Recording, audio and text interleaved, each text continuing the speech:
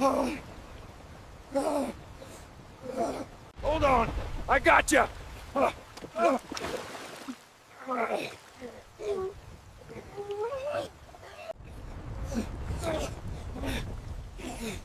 It's all right, little one. We are almost there.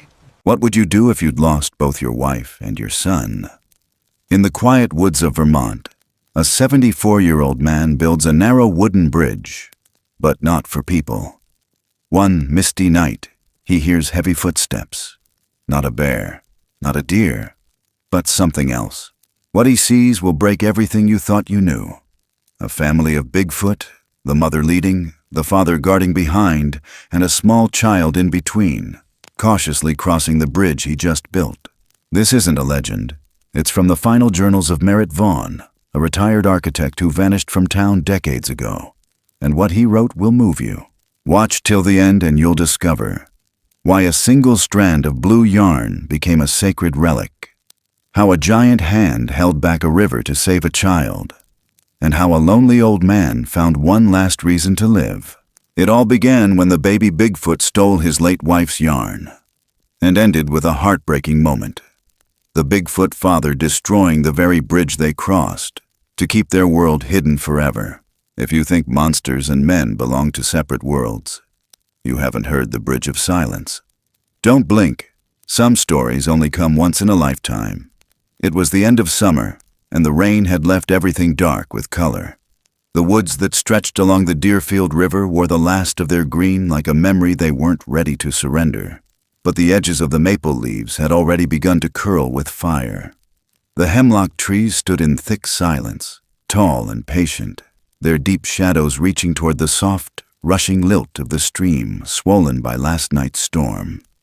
Along the bend near Reedsboro, where the current hissed over stone, an old man moved slowly beneath the canopy, dragging his boots through wet needles and soft loam, his frame bent slightly from years of building, breaking, and never quite forgetting. Merritt Vaughn was 74. His back curved not from age, but from something heavier that had settled into him long ago. He wore a canvas coat stained with old varnish and cedar dust. Sleeves rolled to his forearms where the veins swelled like the river itself. His hair, long and silver, clung to his collar from the mist. His eyes, once sharp with calculation and vision, now carried the dim weight of someone who had stopped asking to be seen. The bridge wasn't for people. He had built it with hemlock timber, stripped and sanded in the garage behind his farmhouse, measured with calloused precision. No handrails, no varnish. Just wood laid straight and narrow across the stream, anchored into boulders that had been there before anyone remembered a name for this place.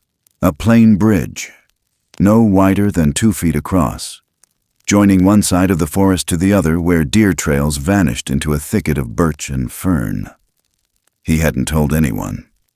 Not Ruth Kelleher, who ran the local council and thought he was half feral.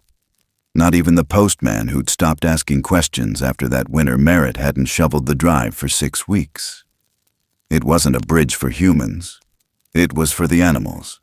For those that moved quietly and needed a way across when the waters rose and the banks turned slick and dangerous. The sky was closing in early that night, and the last of the light had turned the clouds a dull pewter. Merritt stood at the edge of the bridge, running his hand along the damp wood. He didn't speak. He hadn't spoken out loud in 3 days. The wind pressed through the trees behind him, carrying with it the smell of soaked bark and moss, and a single bird called once and was silent. That's when he heard it. Not the soft dip of hooves, not the scratch of claws on bark. This was different. Heavy, deliberate. A footstep that registered more weight than even a black bear. It landed with a low thud that sent a tremor through the plank beneath his fingers. Then another. And another. He didn't turn right away. There was something sacred in the silence, and he knew enough not to break it. The mist had returned with the nightfall, curling low over the surface of the creek, and within it stood a shape. Tall, still. Just beyond the other end of the bridge, where the woods grew thick and wild. He couldn't see the face, but the outline was impossible to mistake for anything known. Shoulders wide, arms long enough to reach the railing without bending. The chest rose and fell with a slow rhythm, as though uncertain whether it should take the next step. The figure didn't move. Merritt stayed where he was, one hand still resting on the wood he had laid with his own 2 hands. The other hung loose at his side, fingers twitching, not from fear, but from something older. Recognition, maybe. Or the strange pull that comes when something long imagined begins to stand in the flesh before you. The figure shifted its weight. Merritt could hear the slight creak of wood again, but still, it didn't cross. Then, quietly, like a man tipping his hat in a churchyard, Merritt nodded once. Just a breath of movement, nothing more. His hand pressed flat against the plank, like an offering. He didn't expect a response. None came. The figure remained, half veiled in fog, then without a sound, turned back into the woods. No rustle, no snapping of branches. Just the hush of presence departing. Merritt stood there long after the mist had swallowed the other shore. The sky had gone fully dark, and his breath was visible in the cold. He didn't light a lantern, didn't return to the house for supper. He stayed, fingertips on hemlock, listening to the water swirl beneath him and the leaves whispering what they'd seen. Later that night, inside the house, he sat at the table with a cup of lukewarm coffee. The kitchen smelled faintly of pine resin and old bread. Rain ticked against the window pane, slow and steady. The bridge was out there somewhere in the dark, unlit, untouched. Waiting. He remembered building it. Not the act itself, but the weight behind it. The memory that had driven the first nail. His son had been 12. A scaffolding collapse on the 5th floor of a downtown office complex in Boston. Merritt had been the lead on the project. That morning, he had let the boy walk the site with him. Said it'd be good for him to learn what real work looked like. Something to pass down. The scream was the last thing he heard before everything cracked. It wasn't loud, just sharp enough to cut a man in half. After the funeral, Merritt never took another commission. He sold the condo, packed up what was left of Margaret's piano, and moved to Vermont. The woods were supposed to be quiet, but they never stopped talking. Every tree, every stone, every wind that rose through the valley, none of it forgot. So he built the bridge, not for people, not for redemption either. There are things you don't get to fix. But maybe, just maybe, a mother doe wouldn't lose her fawn crossing after the thaw. Maybe a fox wouldn't drown trying to follow scent. Maybe something out there that had never known mercy would step carefully across what he'd made and find its way without harm. That night, sleep came slow. He lay in bed, staring at the beams above, counting the knots in the wood like they were sins. Outside, the wind kept brushing the edge of the house. The creek had begun to rise again with the runoff. Somewhere deeper in the forest, a branch snapped, not violently, but as if something tall had leaned its weight just briefly on it. He didn't move, he just breathed. The bridge would hold. It was never meant to last forever, but it would hold for them. And though he didn't know it yet, that was the night something had shifted. Something had recognized the gesture. The way grief, when carved into the grain of something honest, could be heard even in silence. When morning came, the mist still clung low. Merritt stepped onto the porch with a mug of black coffee, same as always. The field was quiet. The trees still. But when he looked toward the edge of the woods, just past where the path vanished into green, he saw it, a single print, deep, pressed into the damp earth at the bridge's entrance, wider than his boot. Toes splayed like a man's, but longer.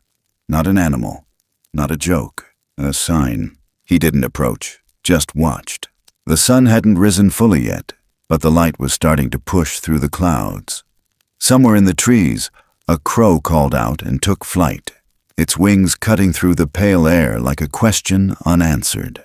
And Merritt, standing there barefoot on his porch in the dew, answered nothing. He just stood still, one hand in his pocket, and let the morning come.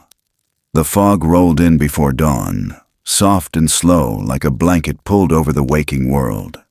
It clung to the trees like breath on glass, rising in wisps from the forest floor, thickest along the creek where the air was always cooler.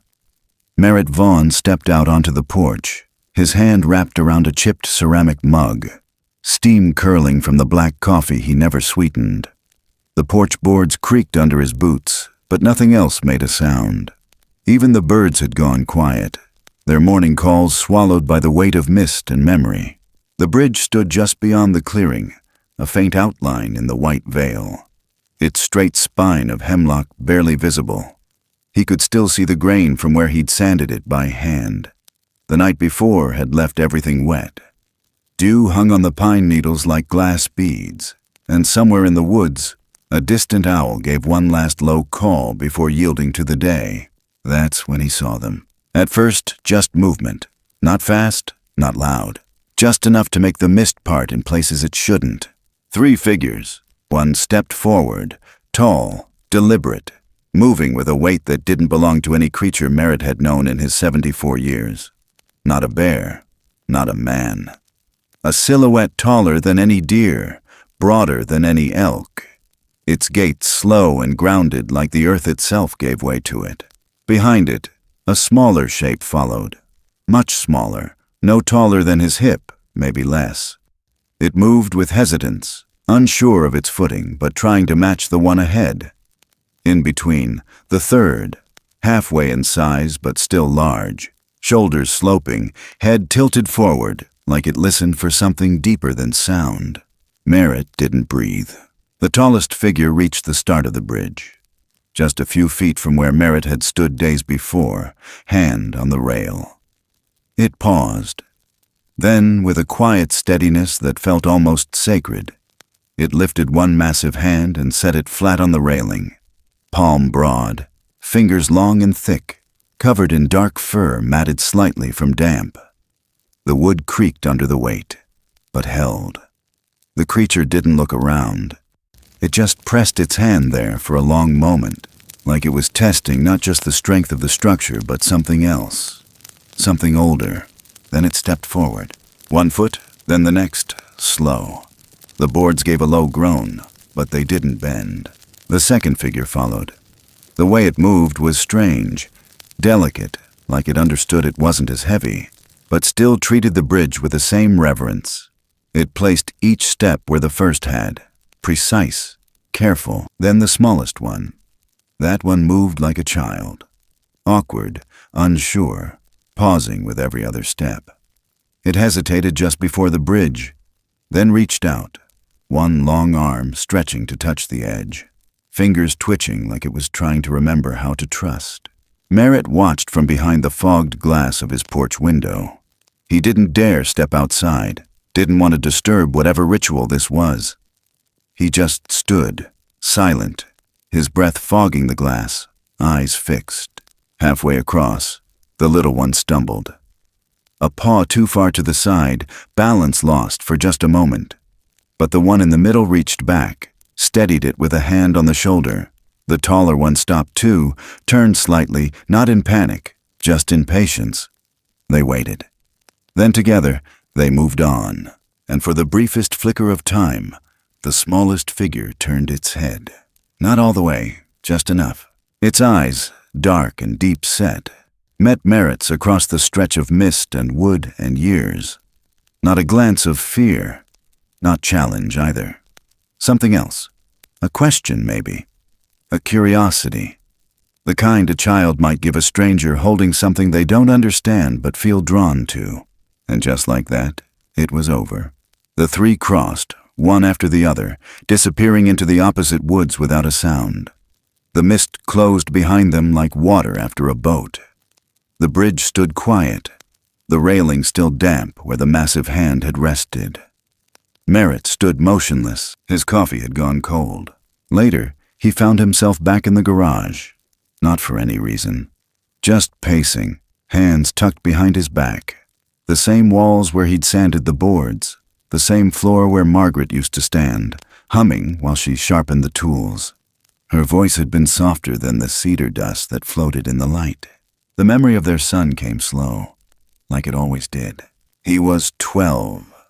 Curious, stubborn, always barefoot, even when Merritt told him not to be. Said the ground made more sense that way.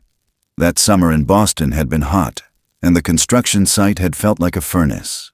Merritt had promised Margaret he'd watch the boy close, but one minute he was standing near the edge, the next. No matter how many times he tried to change the order of that memory, it always ended the same. The scaffold collapsed. The scream was small. The silence afterward was worse. The bridge had never been about forgiveness. Merritt didn't believe in that anymore. But watching the little one stumble, watching the big one pause and turn and wait, it stirred something. Something raw and quiet that had lived in his bones since that day. Maybe building things hadn't been the mistake. Maybe believing they would last forever was. He stepped outside that afternoon. The mist had lifted, and the sky was a pale blue with streaks of gold from the setting sun. The bridge stood clean and whole. No marks, no broken planks, no sign that anything had crossed at all. But Merritt knew. He walked out to the start of it, his boots thudding softly on the path. Reached down, brushed a hand along the railing. The wood was warm now, dry. But there, faint and deep, was an impression. 5 marks, wide and flat, pressed into the hemlock like someone had leaned hard and left something behind. He didn't speak, just stood there, letting the weight of the moment settle into his spine, then turned and walked back toward the house, a little slower than before. Inside, the house felt too big.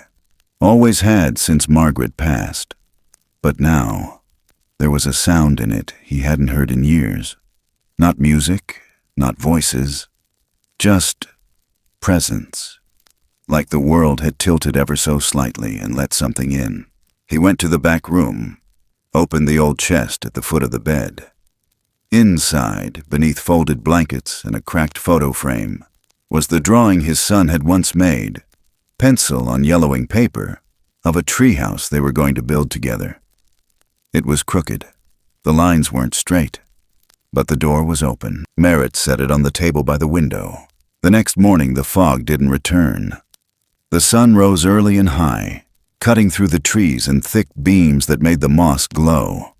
Merritt stood on the porch again. Same coffee, warmer this time. He watched the woods, listened. No movement, no sound, but something had changed. Not in the forest, in him. And though the bridge looked the same, quiet and plain and narrow, it no longer belonged only to the animals.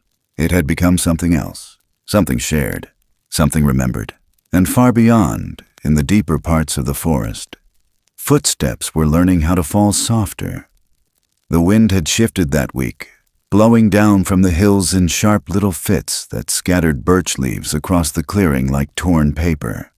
Mornings came with a thin frost now, just enough to dull the color of the grass, and the old hemlock bridge groaned under the weight of each new day, its boards swelling slightly with the damp.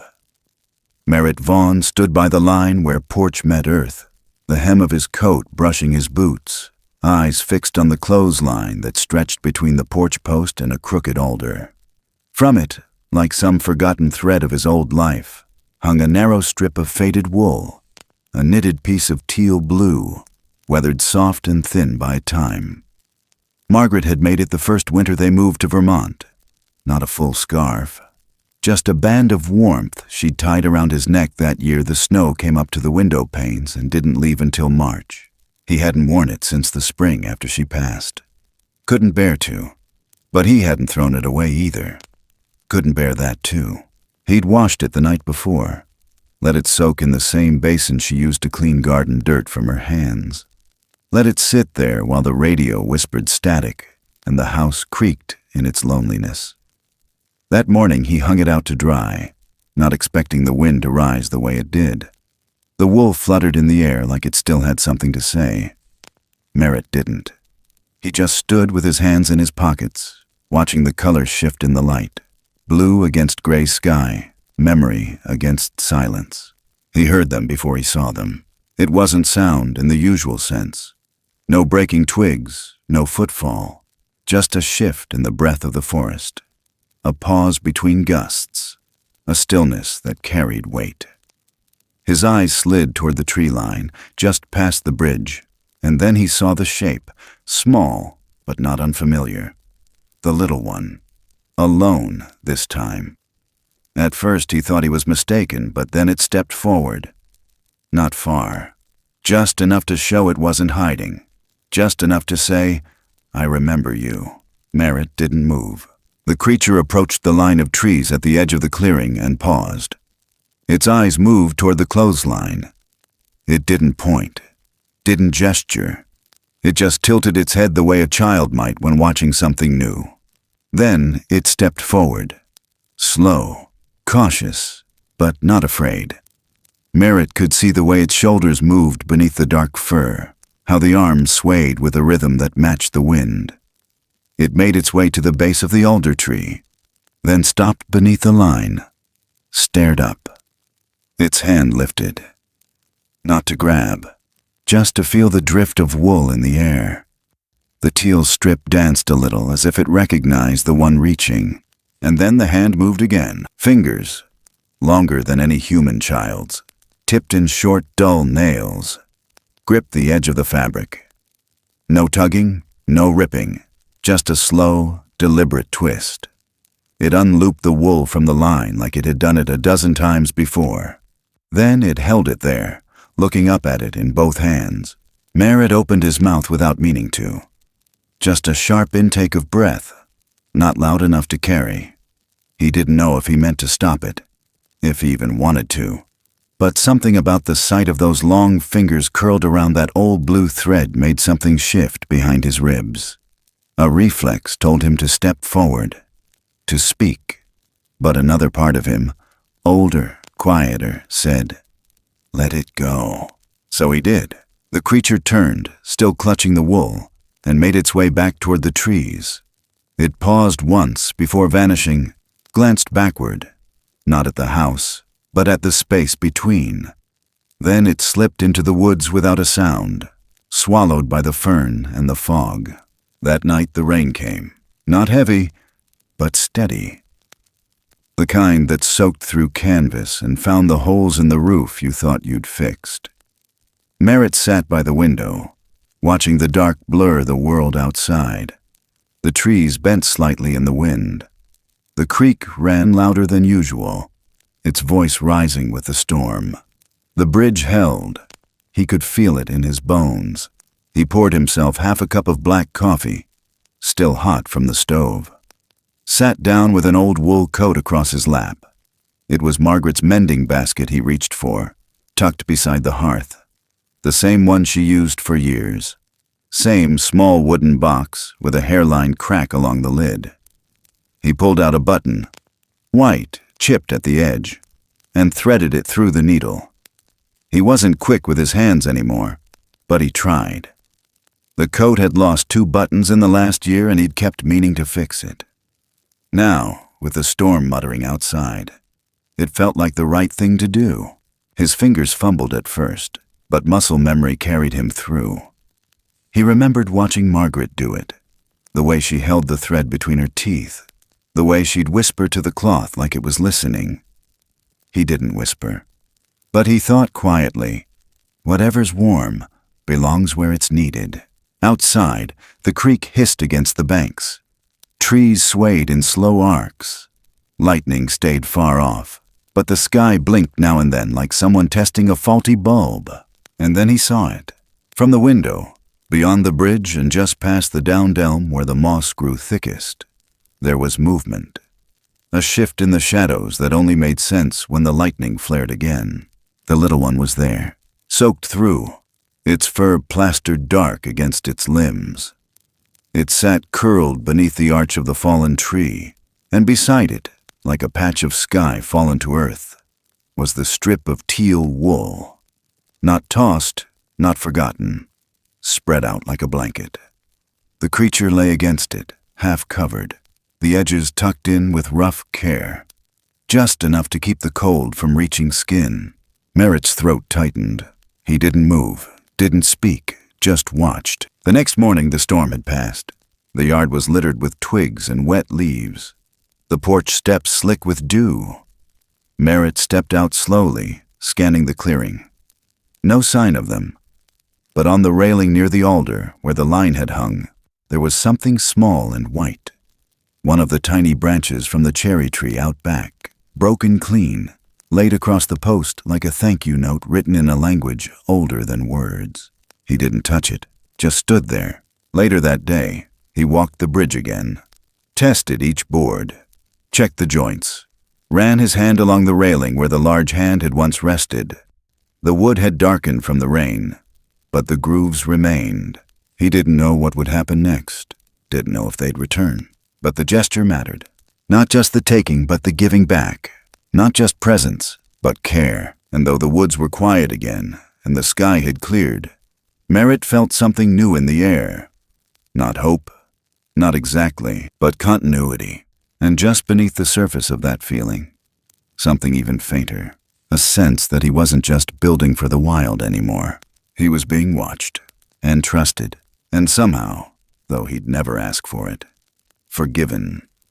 The first snowfall came without warning, a light dusting that sifted down through the hemlock branches like flour from an old sieve. Merritt Vaughn stood at the window, one hand on the frosted glass, the other resting on the back of a wooden chair worn smooth by time. The porch steps were already dusted white, the bridge just beyond faintly outlined like a memory half covered. The trees stood quieter now, their edges softened by the cold. And above it all, the sky stretched pale and hollow, a ceiling with no seams. Inside the house, the upright piano waited in the corner like it always had. Dust along the fallboard. One of the middle keys stuck if you didn't hit it just right. He hadn't played it in years, not really. Margaret used to play in the evenings after supper while the fire cracked low. She always favored slow tunes, minor keys, drifting notes. Something about that piano had held the last shape of her voice. Merritt had kept it in tune out of duty, not hope. But that morning, as the snow fell without sound, something pulled him toward it. He sat slow, knees popping beneath the bench. The lid creaked open with a tired groan. His fingers hovered above the keys, knuckles stiff, fingertips cold. He started with nothing. Just a chord, then another. The shape of the tune found him before he could name it. Wayfaring Stranger. Margaret had loved that one. He let the notes fall, one by one. Not perfectly, but enough. The melody unfolded like breath in winter air, thin, visible, gone too fast. The sound rose through the still house, out through the cracked window, into the woods where branches swayed without wind. Merritt didn't look up. His body remembered the weight of each note, even if his mind didn't. A part of him felt foolish. Another part felt less alone. He didn't know how long he'd been playing before he felt it. Not heard, felt. A pressure shift, like the air held its breath. He stopped. Let the last note stretch into silence. Then slowly, without turning his head, he looked through the window. They were there, not far. Maybe 30, 40 feet from the porch. Just past the reach of the first birch trees. 3 of them, standing still in the snow, like statues made of dusk. The smallest stood between the others, its fur dusted in white, shoulders hunched forward as if uncertain. The tall one, broad and unmoving, watched with the stillness of something that had never rushed a single moment in its life. The other, the one who used to walk beside them, was not there, but none of them moved. They just listened. Merritt lifted his hands again, touched the keys like they might bite, and played, not loud, not fast. The melody wandered like a river in deep winter, slow, frozen around the edges, carrying everything beneath. The creatures didn't step forward. They didn't have to. He watched as the falling snow settled across their shoulders, the way it clung to the thick fur, softening the sharp lines of their massive frames. The glow from the window stretched just far enough to catch the tall one's face. just a glimmer of gold where its eye reflected the lamplight. It blinked once, then tilted its head slightly, just a fraction. But Merritt saw it, that tiny acknowledgement, that single, silent gesture that made the world fold smaller. He kept playing. The notes felt warmer now, looser. He stopped thinking about the rhythm, let the song carry itself. The little one moved first, not toward the house, just closer to the tall figure's side. Its hand reached up and touched the taller arm, not tugging, just resting there, like a question without words. Snow drifted between them, and still they stayed. Merritt finished the tune without flourish, just let the final chord fade out into nothing. When he looked again, they were gone. No sound, no broken branches, no trail, just the impression left behind, the way certain moments do, the way a breath lingers in the cold. He sat back, chest hollow and full at once. The fire behind him crackled low. The house didn't feel so empty now. Later that night, after he had swept the porch and boiled water for tea he wouldn't drink, he stepped back out into the cold. The stars were trying to break through a thinning sky. Snow covered the bridge in a thin, even coat. No footsteps, no signs, just stillness. But as he turned to go back inside, something caught his eye. On the edge of the railing, faint but real, was a single pine needle laid flat.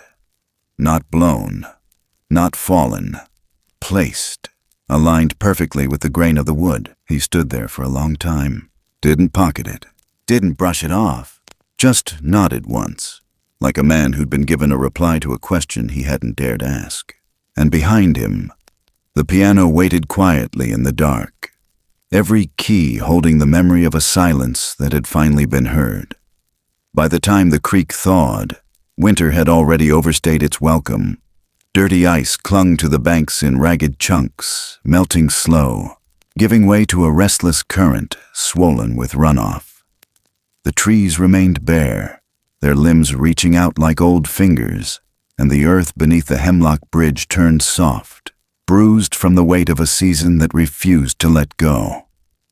Merritt Vaughn stood on the porch with one hand resting on the rail, the other shielding his eyes from the dull morning glare that broke through a shifting sky.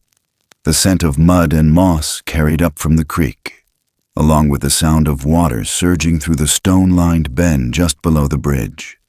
He hadn't seen them since the snow, not once since that night when music had brought something sacred to the edge of his world. But something about the air felt different now, like the woods were stirring again, slow and cautious, waking from the deep. He stepped off the porch without his cane, careful, boots pressing deep into the thawed earth.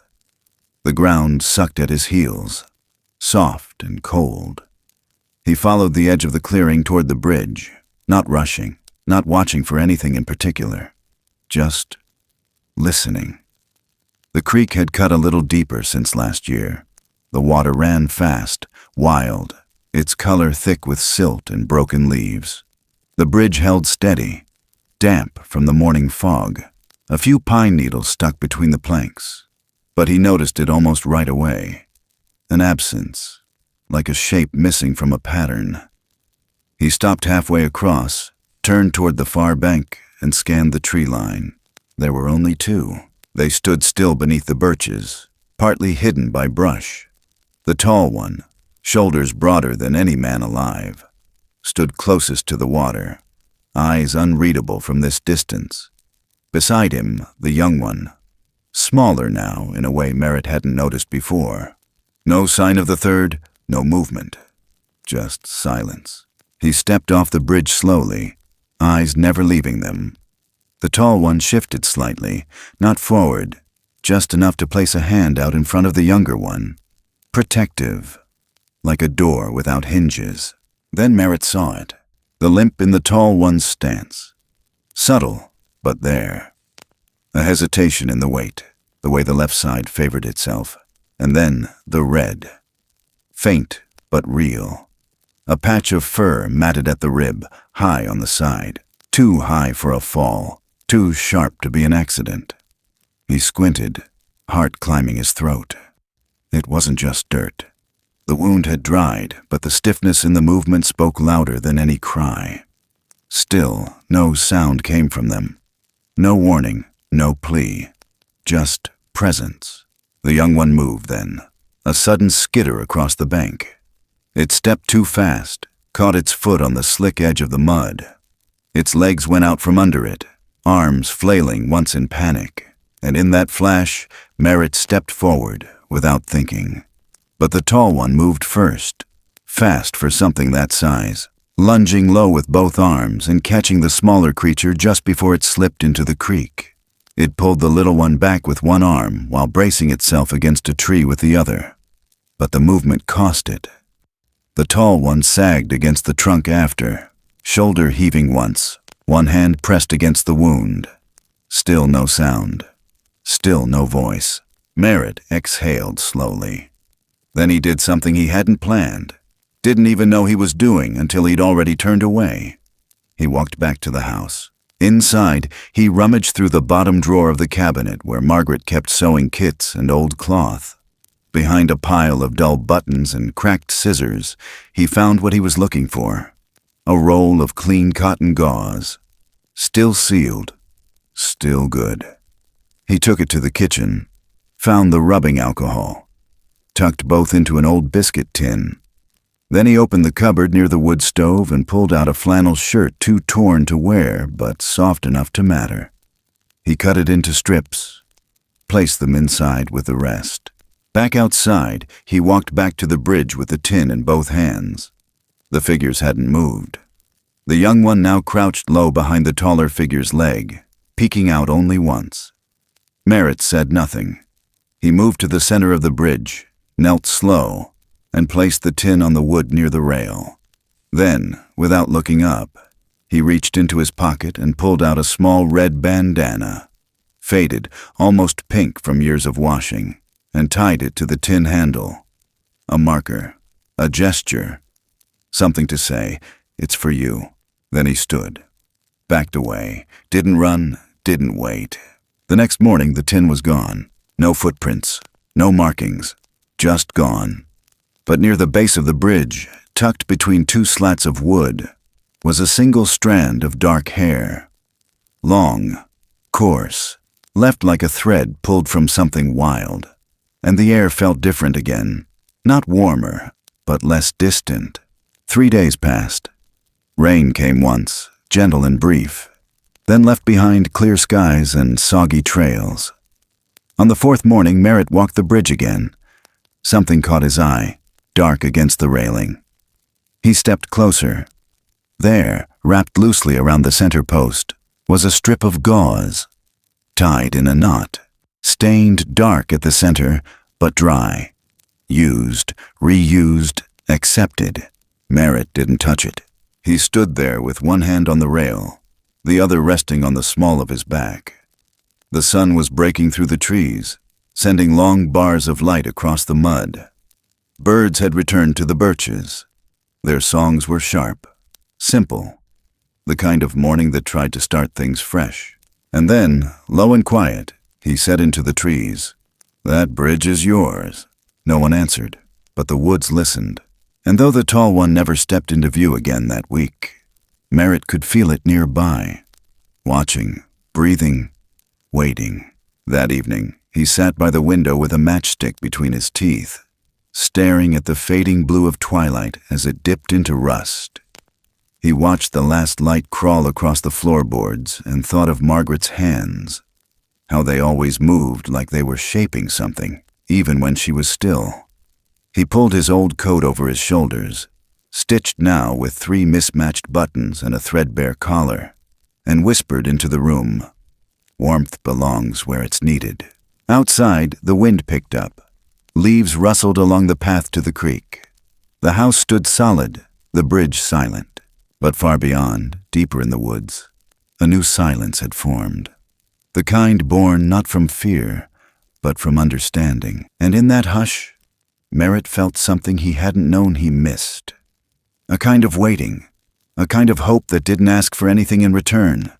Only that he stay, only that he keep building what could be crossed. He sat a long time in the dark, the sound of the creek rising with the night. The morning began like most others that spring, with a low fog clinging to the treetops and the sound of crows calling from somewhere past the river bend.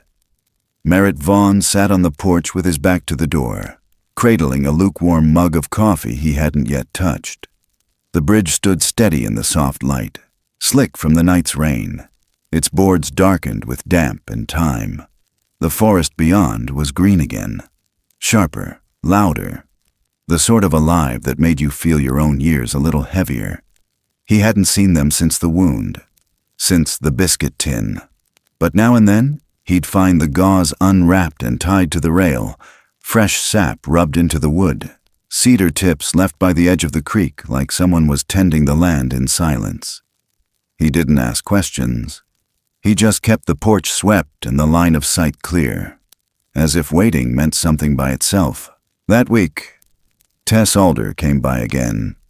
16, sketchbook under her arm, boots caked in mud.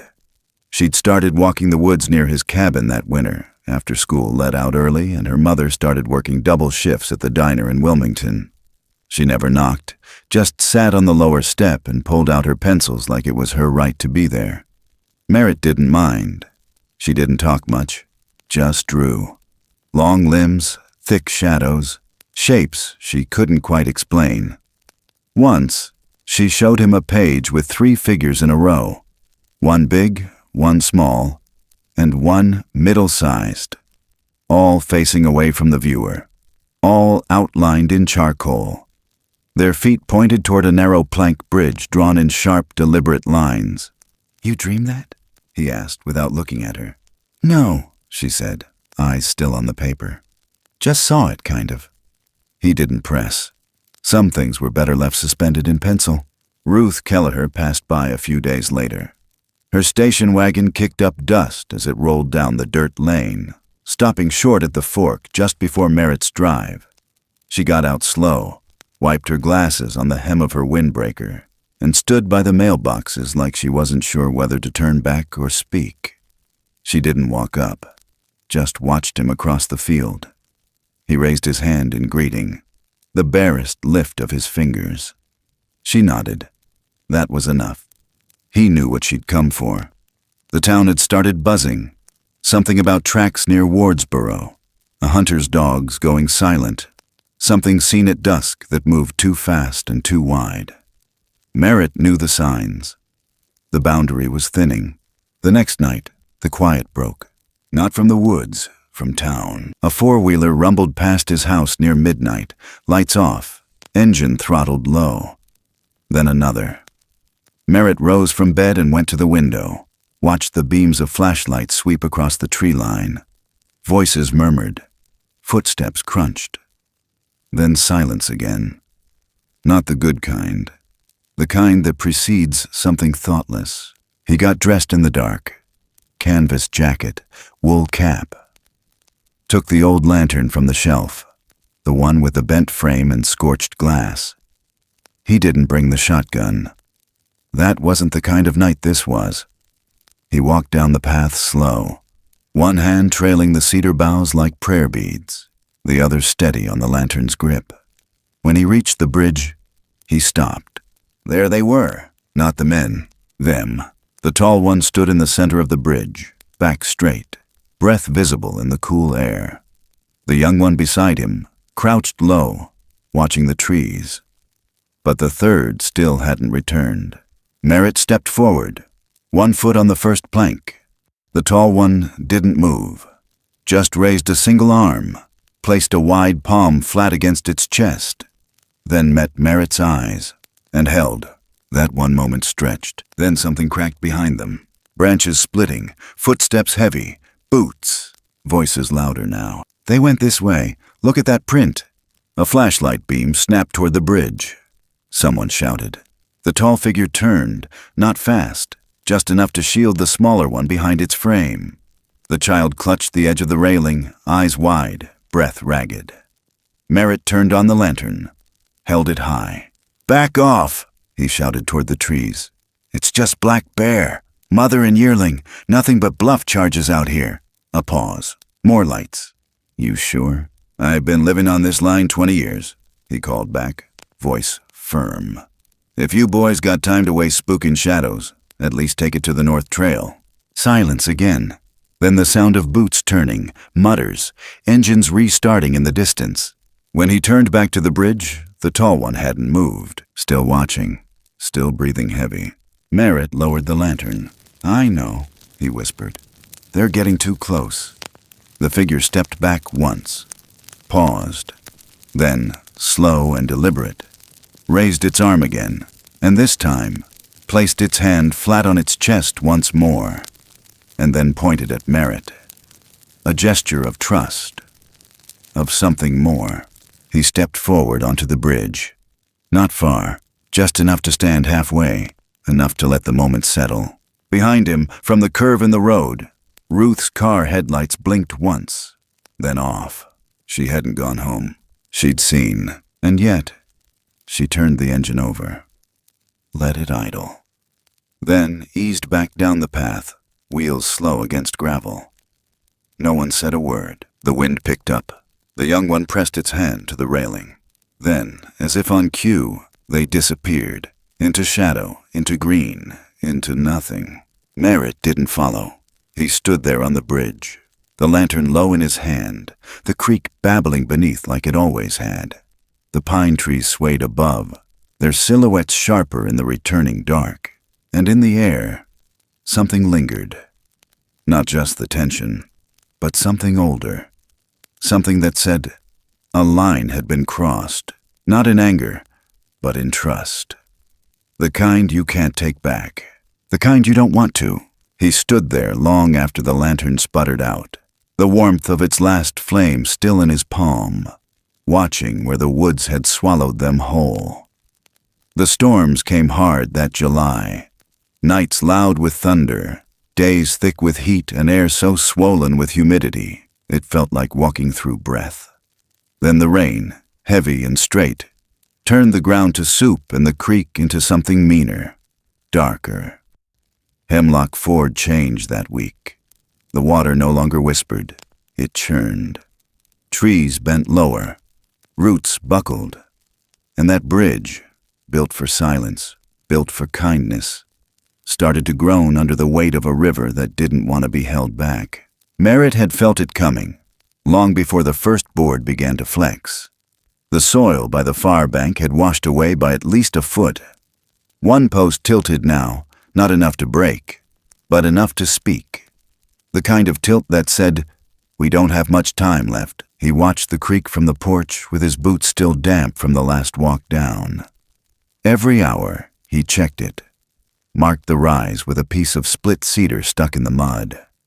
It kept disappearing under water faster than it should have. The current had swallowed the base of the North Trail, pulled up one of the old drainage pipes like it was a toy. And yet, the bridge still held, not with pride, with something quieter, something stubborn. The second night of rain didn't end.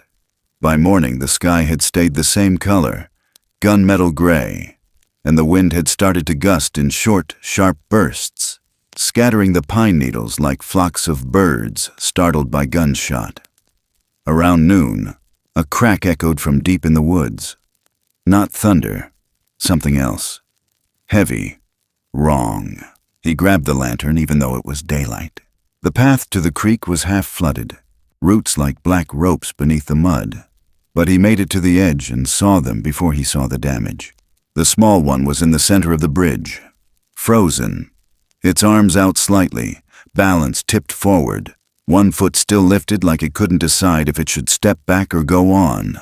The tall one was on the far bank, farther than usual, pacing the edge, fists clenched, chest rising fast, and between them, a jagged V where the planks had cracked. The middle span. One of the main support beams had blown out beneath, torn loose from the rushing creek, and now the bridge had a mouth in it. A broken tooth, wide enough for a child to fall through. Merritt shouted without meaning to. "Don't move!" The wind carried his voice just enough. The small one turned toward him, wide-eyed, one leg still hovering. The plank beneath it shifted. A groan. A splinter. The rail on the right sagged down. The tall one roared. Not loud, not angry. A sound that split the air sideways. Merritt ran. Boots pounding mud. Lantern dropped. He hit the base of the bridge and didn't slow down. Stepped where he knew it would still hold. Left side, then center. Avoid the crack. The plank ahead of the small one wobbled, and in that half second, Merritt reached the child just as its foot slipped. He lunged forward, dropped to one knee, and braced the child with both arms, pulling it into him. The plank beneath them gave way with a wet snap. But he didn't fall. Behind him, a sound like a tree being torn in half thundered up from the creek. And then the tall one was there, on the other side, kneeling. One hand wrapped around the upright post of the far rail, the other reaching down into the water, into the broken space where the support beam had snapped, and holding it, holding the bridge up. Merritt couldn't move. The child clung to his side, shaking, and that creature, that father, that wall of fur and bone and muscle, braced its shoulder against the current and held the entire weight of the broken bridge in place. For them. Merritt rose slowly, legs shaking harder than the bridge itself. He backed away, holding the child by the wrist. Not dragging, just guiding. Each step a prayer. Each board creaking like breath drawn too deep. When they reached solid ground, the tall one let go. The beam dropped into the creek like a felled tree. The broken half of the bridge groaned, twisted, and then settled with a thunk into the mud along the bank. Half gone, half saved. The child didn't run back to its father. It stood beside Merritt, looked up at him, then across the water, then back, and Merritt knew. It wasn't a child anymore. It stepped toward the edge, reached down, picked up a thick length of vine that had washed ashore, then turned and offered it to him. A gift. Or a gesture, or maybe a tool. He took it with both hands, nodded, then looked up at the father, still crouched on the far bank, breathing hard, chest soaked. Their eyes met for the last time that day, and the tall one stood. Then, with both hands, it reached down, found a new board, one of the last solid pieces still bridging the gap, and broke it, clean in half. The sound echoed through the woods. He didn't do it in anger. It was deliberate, measured, a choice, to end the bridge, to protect what crossed it. The two halves fell away into the water, spinning once before disappearing beneath the current. No more path, no more way through. Merritt didn't stop him. He just watched. And when it was done, he stepped back, took the vine, tied it to one of the standing posts, then turned around and walked home. That night the storm passed. The sky cleared by midnight. The creek stayed high, but the violence was gone. In the morning, the sun came out like it hadn't in weeks. Birds returned. The porch dried, and down by the creek, where a bridge once stood, Merritt placed two long beams across the entrance to the trail, forming an X. Not as a warning, as a promise, a message in plain wood that said, "This way is not for you, not anymore." And the forest, for the first time in months, felt still again.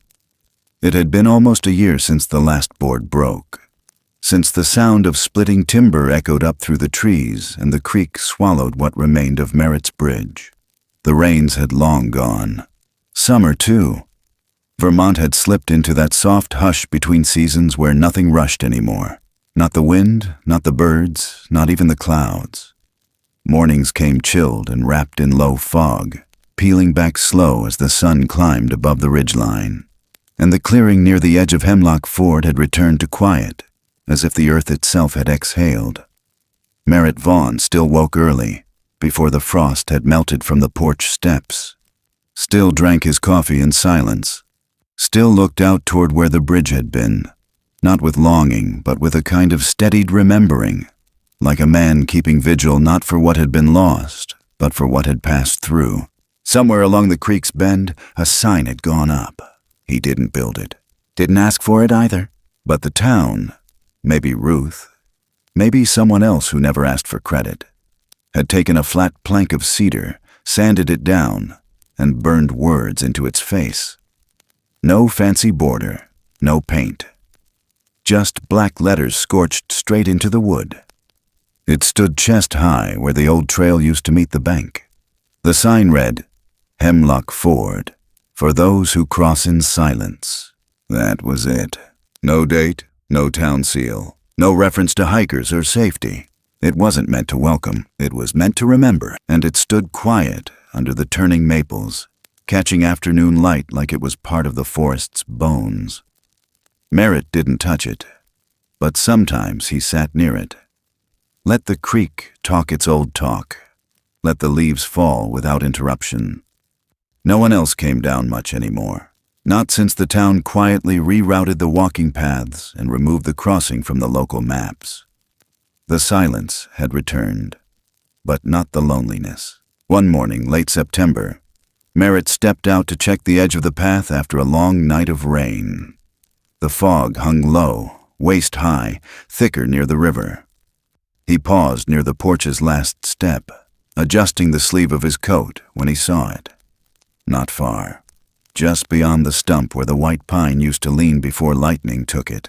3 impressions in the mud, clear as anything, one after another, fresh, spaced wide but not too wide. Not the father, not him. These were smaller, lighter, still wide-footed, still non-human, but different now. There was a rhythm to them. Left, right, pause, left, right, pause. As if whoever walked had stopped halfway to listen, to look, to remember.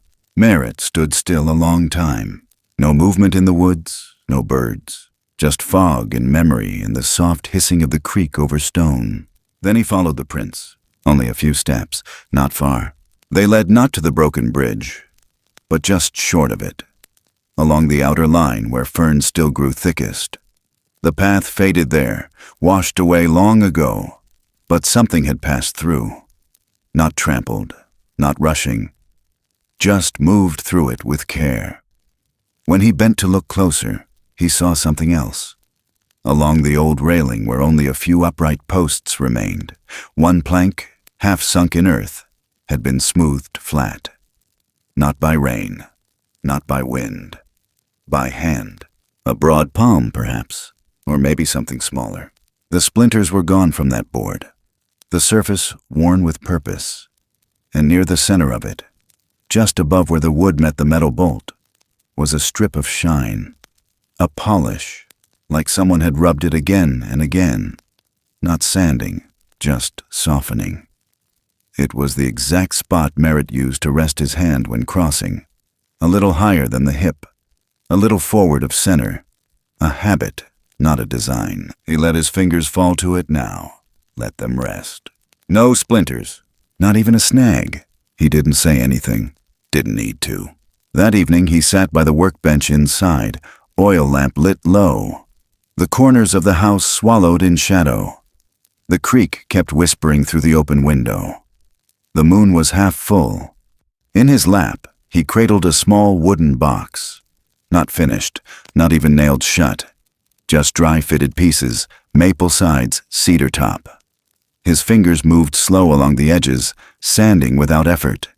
Inside, he placed 3 things: a sketch, folded once, a strip of blue wool, now faded to gray, and a pine needle, curved and dry.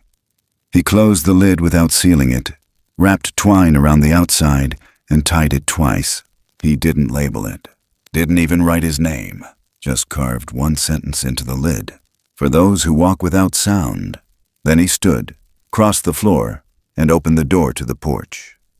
The night air came cold, fragrant with damp bark and wood smoke drifting in from the ridge. He walked the trail by lantern light. Not far. Just to the edge, just to where the sign stood. He placed the box at the base, beneath the roots of a small hemlock sapling that had taken root where the trail split years before.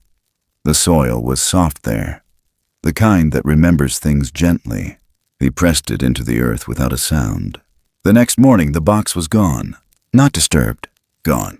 And in its place, a single stone had been set upright, smooth, washed, oval-shaped, gray with a streak of iron through its belly. It stood barely 2 inches tall, but it stood balanced, intentionally, and the surface was warm to the touch despite the cold. Later that week, when Ruth stopped by to leave fresh kindling by his porch, she noticed something new. At the bridge's entrance, resting where the first board used to stretch out, were two branches, crossed, not fallen, placed, and tied at the center, fastened with braided cedar fibers, was a single piece of bark with 3 finger-like marks pressed into the soft pulp. Merritt didn't explain. Ruth didn't ask.